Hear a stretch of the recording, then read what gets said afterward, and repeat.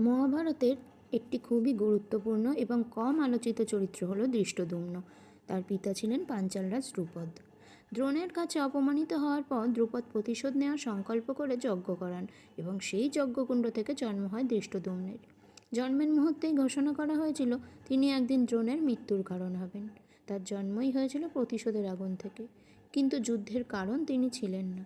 যুদ্ধের বীজ বপন হয়েছিল বহু বছর আগে, অহংকার, অন্যায়, প্রতারণা, ক্ষমতার লোভ এবং প্রতিশোধের আগুনে। ধৃষ্টদ্যুম্ন সেই ঘটনার একজন অংশ ছিলেন মাত্র।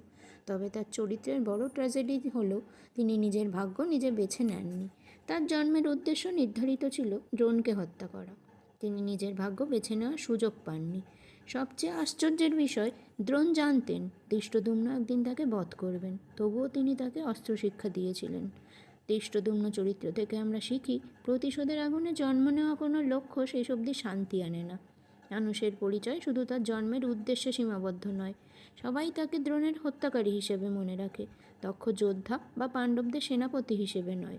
যখন কেউ ছোট থেকেই অন্যের স্বপ্ন, অন্যের প্রতিশোধের ভার, অন্যের প্রত্যাশার বোঝা বহন করে, তখন সে নিজের জীবনকে নিজের মতো করে গড়ে তোলার সুযোগ হারায়।